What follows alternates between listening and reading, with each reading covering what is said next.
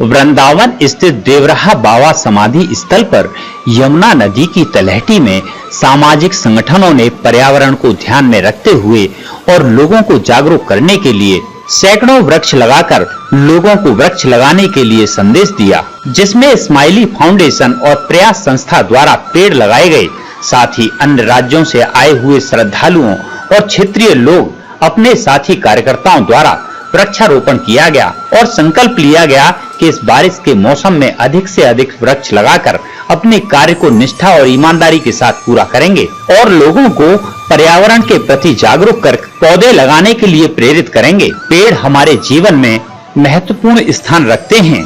ये वृक्ष देवतुल्य होते हैं जो पर्यावरण में फैल रहे प्रदूषण को स्वच्छ कर हमें अच्छा पर्यावरण देते हैं। इस दौरान ब्रज की कार्यदायी संस्था ब्रह्म रतन के संस्थापक दिनेश आचार्य मौजूद रहे।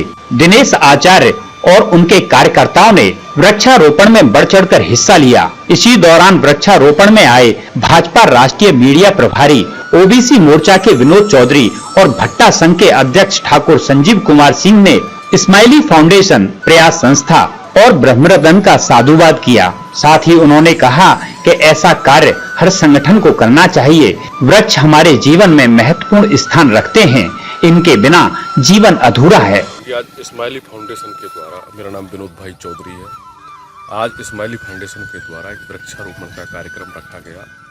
तो उसमें यमुना की तलहटी में हम सब लोग वृक्षारोपण कर रहे हैं, क्योंकि पर्यावरण को अगर बचाना है तो वृक्ष लगाने होंगे।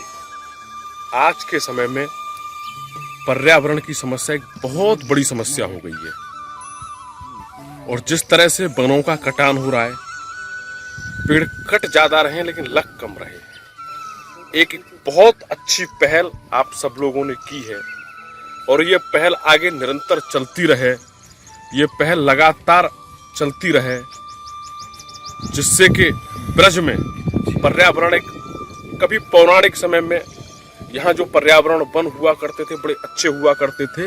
भगवान श्री कृष्ण वनों में गाय चराने जाया करते थे कि वृंदावन और फलाने वन, तो बड़े बड़े वन हुआ करते थे।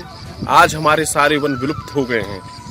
हम सबकी नैतिक जिम्मेदारी बनती है कि हम ज्यादा से ज्यादा वृक्ष लगाएं और पेड़ों को बचाने के लिए प्रयास करें, जिससे कि हमारा एनवायरनमेंट अच्छा रहे, हम अच्छी हवा में सांस लें। अगर वृक्ष है तो जीवन है और वृक्ष नहीं है तो जीवन नहीं है। इसलिए जीवन को बचाना है तो वृक्ष लगाने पड़ेंगे। और इस सब की पहल में चाहे कोई राजनीतिक दल का कार्यकर्ता हो, चाहे कोई सामाजिक कार्यकर्ता हो, चाहे कोई एनजीओ का कार्यकर्ता हो, हम सबका नैतिक दायित्व बनता है कि हम वृक्ष लगाएं। और ये वर्षा ऋतु का मौसम चल रहा है, इसी वर्षा की ऋतु में वृक्ष लगाए जाते हैं, जिनसे कि हम सबको एक जीवन मिलता है।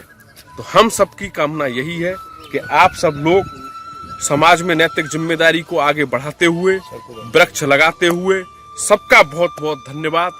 मेरी तरफ से, मेरी पार्टी भारतीय जनता पार्टी की तरफ से आप सबका बेहद बहुत बहुत धन्यवाद।